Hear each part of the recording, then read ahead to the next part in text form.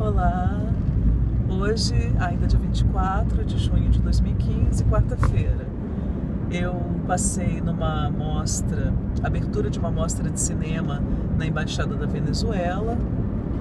Tinha curiosidade, assim, né? Não só de ver o filme, assim, o teor, né? É uma mostra de cinema patriota, então a história de Simão Bolívar. Eu estava curiosa quanto a isso.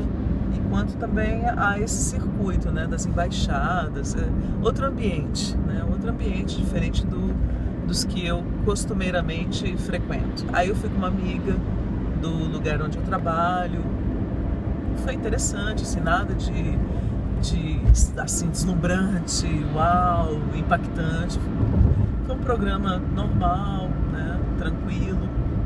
Aí depois a gente ainda passou numa festa junina de um centro cultural aqui de Brasília que eu gosto muito, fica no caminho da minha casa, mas aí eu achei muito aburguesado, assim, aburguesado, aquela coisa de uma canjica por R$15. Ai, gente, eu acho, minha nossa, sabe, assim, tudo muito lindo, tudo muito asséptico, tudo muito perfeitinho, tudo muito produto. Me lembro Canclini, né, discutindo as culturas populares e o capitalismo. Então, assim, aí você vai tomar um caldo R$15. Ontem eu estava num café com uma outra amiga e ela pediu um caldo, tomou um caldo por 5 numa bowl, né? Então, assim, e aqui é aquela vasilhinha de isopor desse tamanhinho. Lá no café, na loja, né, com atendimento e tudo, R$5. Aí aqui na festinha gourmet, 15. Aí eu não sei, não é só a questão de estar proletarizado, né? É uma questão, eu acho assim, sabe, uma falta de senso, né? Esse snobismo, essa necessidade, né, de ostentação, não sei, de uma classe que, né, brasiliense,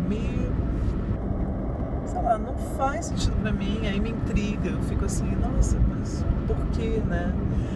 Pra falar a verdade, essa história de food truck, né? Food truck, pode ser legal, até certa medida, porque se vira uma coisa assim, tudo é tão gourmetizado e tão caro que na verdade é uma grife. Em lugar do velho cachorro quente do tio da esquina, é o cachorro quente com salsichas de ave, sei lá das quantas. Aí parece aquele quadro da Terça Insana, que tem uma personagem que o nome dela inclusive é Sheila. Aí ela é viciada em champanhe e tudo é tão exclusivo, geneticamente modificado, que precisa de uma lupa para ser enxergada. E se come com talheres cirúrgicos, né, com instrumentos cirúrgicos. Gente, aí aí eu acho só a necessidade de uma distinção, né? Nós somos diferentes deles, né? E aí isso já me entristece, assim, me faz murchar um pouco, assim, me entristece, me enfada, né? Não estou criticando absolutamente as pessoas que propuseram a festa, não é isso. É o que, assim, às vezes a proposta vamos popularizar todo um acervo, uma música que é maravilhosa, que é de raiz, que é um patrimônio brasileiro, etc. Mas aí o que se monta em volta, sabe, assim, o que vem, o que acaba se agregando, aí converte o que seria uma celebração popular mais ou menos acessível, numa festa gourmet, né? Então é isso que moda e gastronomia, né, nos dias de hoje eu acho tão estranhos. Enfim, o pessoal vai querer me matar, né? O povo vai ficar puto comigo, mas me desculpem, é a impressão, né? Mas que me leva também a uma outra questão, essas noites em que tudo se fica, tudo dá margem para crítica, né? eu estava conversando com uma amiga lá no evento de abertura da mostra de cinema. Aí depois conversando com essa outra amiga minha da rádio, não sei o quê. A sensação que eu tenho é de que, como eu me sinto perdida, tanta gente, né, meio perdida, assim, meio... O que quer da vida, né? Aí, às vezes, para procurar essa resposta, desapega de tudo aqui e se lança no mundo. Eu acho louvável, assim. Aliás, tenho essa vontade imensa. Mas, ao mesmo tempo, me chama a atenção a busca. É uma busca, né? Então, ainda há um vazio, ainda há um espaço, né? O que está faltando? A sorte é que hoje nós temos mais liberdade, né? Podemos, inclusive, nós mulheres, né, optarmos por isso. Vou mochilar pelo mundo. Tão diferente, né, das mulheres que vieram a experimentar, a desenvolver histeria no século XIX, porque, a despeito de poder social, econômico e tal, os costumes não permitiam, né, que elas fizessem nada. E aí, o que acontece? Você é aprisionada dessa maneira, né?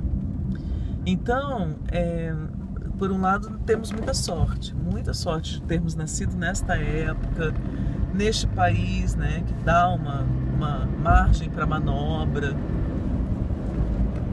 enfim, de pertencermos a classes mais esclarecidas, mais bem preparadas e tal. Mas, por outro lado, gente, o que é isso? Esse século XXI? Essa época de um isolamento tão absurdo. E eu não tô assim, choramingando, mimimi, tô me sentindo sozinha. Não, não é isso. O isolamento que já está sendo constatado e denunciado e abordado em artigos e estudos, este isolamento que só se agrava, se agudiza, né? No qual todos nós ficamos olhando nossos aparelhinhos e vamos perdendo cada vez mais a capacidade de enxergarmos uns aos outros. Eis um drama da minha época, né? Com uma ilusão de que estamos mais conectados, estamos mais ligados a mais pessoas, mas de uma maneira tão superficial, gente. Então, é asocial, né? Elevada à quinta potência, assim. Como é que você tá? Tudo ótimo. E você? Ótimo também. Fulano, como estão os negócios, as aplicações? Sim, nossas ações subiram, tal. E por aí vai, entendeu? Eu lembrei da ceninha lá de Senhor e Senhora Smith, aquele filme bem pop que uniu Angelina Jolie e Brad Pitt, criou o casal Pitt Jolie, né? Então, assim, nas redes, então, aí é isso, né? Minha foto eu na praia, minha foto eu no coquetel. Não é uma crítica também não, sabe? Assim, gente, só apontar o dedo, essa coisa ranzinza, chata também. Tá insatisfeito, sai da rede, não é isso. É uma pergunta, né? Porque no fundo, isso não é vínculo nenhum. Não é vínculo. E eu tô pensando nisso porque hoje eu li um artigo de um cara, de uma mulher, na verdade. Olha só, uma mulher que escreveu um livro perseguindo, grito, não sei o que, combate às drogas, né? E faz uma pesquisa, ela, né, há muitos anos debruçada sobre isso e tal, apresenta primeiro as duas abordagens tradicionais, né? Uma abordagem, eu não lembro qual é a nomenclatura correta, exata que ela usa, mas essa abordagem tem um cunho moral.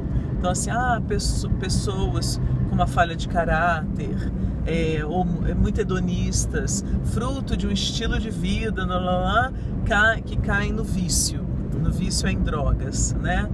Aí outra abordagem tradicional que ela é, não sei, funcional, eu também não recordo o termo exato, mas assim, que recai sobre a química, né? Então culpabiliza a química. Porque os fármacos, de uma maneira geral, os tóxicos, eles afetam o nosso cérebro de tal maneira que depois de um certo tempo de convivência com a droga, com aquela química, com aquele composto, ele consegue sequestrar esse cérebro, né? E aí esse cérebro então escraviza aquele indivíduo. Duas interpretações tradicionais para o vício em drogas, né? E aí ela cita, mas aí em tal década um outro especialista ficou intrigado com o experimento com ratos, em que um rato isolado havia sido colocado numa gaiola com dois recipientes de água. Um deles com cocaína ou heroína, sei lá, alguma droga pesada, e o outro só com água. E assim, a totalidade dos ratos se viciava e tomava aquela água com a droga até morrer, se matava. Mas o outro especialista que pensa, não, há uma falha nesse experimento. E aí cria o Rat Park, é um parque dos ratos. Então é uma gaiola muito mais sofisticada, com passagens, coisas, bolas, brinquedos, uau, e uma gaiola muito mais interessante para o rato. E esses dois recipientes de água, de novo, um com a droga, outro sem droga. E para completar o Rat Park, ele ainda coloca uns amiguinhos ratos. Então não é um rato isolado, deprimido, né, que logo vai se drogar, né, até morrer lá isolado dentro daquela gaiola. Os ratos dentro do Rat Park, eles não se drogam. Eles até bebem daquela água, claro, uma hora. Eles não sabem, bebem. Mas eles ficam no máximo 3/4 daquele recipiente. Eles bebem a água saudável. Eles não se vinculam à droga. Eles não têm interesse, porque a vida tá ótima. E aí qual é a mudança, então, da premissa? O problema é a gaiola. O problema é a gaiola, não é o rato, não é o cérebro, não é a química, é a gaiola. Aí essa autora, né, a partir desse experimento, né, aprofunda a pesquisa. E também eles passam pelo período da Guerra do Vietnã. Então o que acontece? Ela mostra dois exemplos. São os soldados americanos se tornam viciados em heroína quando estão no Vietnã. Aquela gaiola é tão horrível, né, tão aterrorizante para eles todos, que eles se vinculam à droga. Mas quando voltam para os Estados Unidos, inclusive o país, a nação estava apavorada, né, com a quantidade, porque sei lá, 25% dos soldados estavam viciados. Vai voltar um monte de viciado para cá, não sei o quê. Mas não, quando eles voltavam, uma parcela ínfima continuava dependente. A maioria voltava para suas famílias, para as pessoas que amavam, e aí se tratava, uma parte ia para a clínica, não sei o quê, e voltava à vida normal, abriam mão da droga. O outro paralelo, a outra ilustração que ela faz é que nos hospitais, pacientes vítimas de traumas muito fortes, muito graves, como traumas ortopédicos, né, acidentes, sei lá, umas coisas assim, coisas muito graves, né? Eles tomam uma substância lá, tem o nome correto, né, um fármaco, que é a heroína. Na verdade, ela é a heroína, só que muito mais pura do que a heroína das ruas, e às vezes tomam por meses até se recuperarem. Mas o que acontece? Eles saem, a lógica seria, bom, já que a química sequestra o cérebro, esses hospitalizados, todos ao saírem do hospital, vão direto para a rua atrás de um traficante. Não. Eles voltam para as famílias e nenhum vai atrás de heroína. Voltando, a questão é a gaiola, né? Então, assim, a conclusão a que essa autora chega é que o ser humano, isso sim, é uma necessidade intrínseca, necessita de vínculos, né? Necessita de... Tanto que ela critica. Não se deve mais falar vício em drogas. O indivíduo tem uma ligação com as drogas. Nós precisamos de ligações. Ligações. Pode chamar de conexões, vínculos, laços, o que você quiser. Mas nós precisamos disso. Se você não consegue estabelecer com os outros indivíduos à sua volta, com a sua família, com um companheiro, a relação, sei lá, com os filhos, até existe, mas é péssimo, você vai se vincular a alguma outra coisa. Alguma outra coisa. Então pode ser o cigarro, a bebida, a heroína, o crack, o que for, né? Então na verdade, o traço de fundo que existe aí é a nossa necessidade do vínculo, do laço, né? E aí, gente, difundir isso implica uma mudança tão radical e profunda que não é, e essa é uma conclusão da autora, não é minha, que não é mental só. Não é nem de compreensão, ela é emocional e é um resgate social, né, coletivo, porque nós, aí volto ao ponto que eu estava, estamos perdendo cada dia mais nossa capacidade de até enxergarmos uns aos outros, quanto mais construirmos vínculos, né? E essa solidão tende a aumentar, né? Tende a se agravar, porque o Facebook não vai suprir. O Facebook, ele é como o vínculo superficial ou patológico ou insuficiente entre família, na família, por exemplo. Aquela relação pai-filho que é uma mentira, ou que é péssima, ou que é cheia, né, de problemas, mas não se enfrentam esses problemas, etc. O casamento que já acabou, mas continua ali, sei lá pelo quê, né? Então, assim, o Facebook, ele é mais vamos chamar assim, mais uma ligação, mais uma conexão debilitada, totalmente debilitada, enferma, lacunar. E estou usando esse nome dessa rede, né, para ilustrar, porque hoje ainda é a mais usada, né? Daqui a pouco é outra que substitui, mais adiante outra, não interessa o nome, interessa a natureza, né? A dinâmica, como opera nas vidas das pessoas, né? Então isso